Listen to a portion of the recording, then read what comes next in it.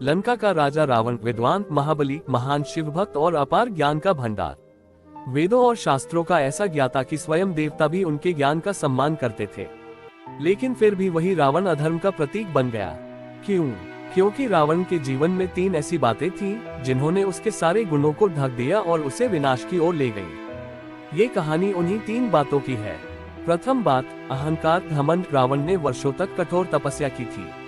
ब्रह्मा जी को प्रसन्न कर उसने वरदान प्राप्त किया कि देवता, दानव और यक्ष उसे मार न सके। अपार शक्ति मिलने के बाद उसका आत्मविश्वास धीरे धीरे अहंकार में बदल गया। अब वह सोचने लगा, मैं सबसे श्रेष्ठ हूँ, मेरे समान कोई नहीं। उसने इंद्र को बंदी बनाया, कैलाश पर्वत उठाने का प्रयास किया और स्वयं को ईश्वर से भी ऊपर समझने लगा। एक बार नारद मुनि लंका आए। उन्होंने रावण से कहा, हे रावण, शक्ति के साथ विनम्रता न हो तो शक्ति विनाश बन जाती है। रावण हंस पड़ा, नारद, तुम भी मुझसे ईर्ष्या करते हो, मेरी शक्ति के आगे सब तुच्छ है। यहीं से उसका पतन शुरू हो गया।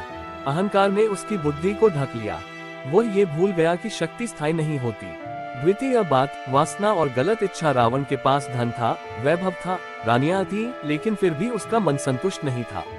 जब उसने सीता माता को देखा, तब वह जानता था कि वह पराई स्त्री है, वह राम की पत्नी है, उनका हरण अधर्म है। फिर भी उसने अपने मन की इच्छा को धर्म से ऊपर रख दिया। मारीच ने उसे समझाया, रावण, यह मार्ग विनाश का है, राम साधारण मनुष्य नहीं है। विभीषण ने चरणों में गिरकर कहा, भैया, सीता को लौटा दीजिए, यही आपके और लंका के लिए उचित है। लेकिन रावण बोला, मेरी इच्छा ही मेरा धर्म है। यही उसकी दूसरी बड़ी भूल थी। जो व्यक्ति अपनी इच्छाओं पर नियंत्रण नहीं रखता, वह चाहे कितना भी ज्ञानी क्यों न हो, गिर ही जाता है। तृतीय बात, अच्छी सलाह को ठुकराना। लंका में विभीषण जैसा धर्मात्मा, बुद्धिमान और सच्चा भाई था। वह बार बार रावण को सही मार्ग दिखाने की कोशिश करता रहा। सभा में विभीषण ने कहा, राजन, अभी भी समय है, सीता को राम को सौंप दीजिए और क्षमा मांग लीजिए। सभा में सन्नाटा छा गया।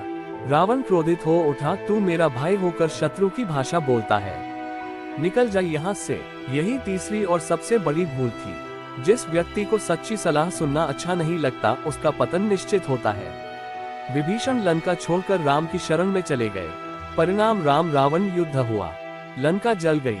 रावण के पुत्र, भाई, सेना सब नष्ट हो गए।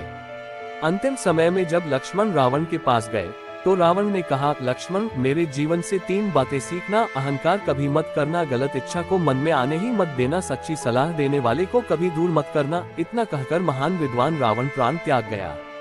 कहानी की शिक्षा, अहंकार ज्ञान और शक्ति दोनों का नाश करता है। इच्छाओं पर नियंत्रण ही सच्चा बल है। जो सत्य सुन सकता है, वही आगे बढ़ता है। रावण बुरा इसलिए नहीं था कि वह ज्ञानी था, रावण बुरा इसलिए बना क्योंकि उसने अपनी 3 गलतियों को सुधारा नहीं।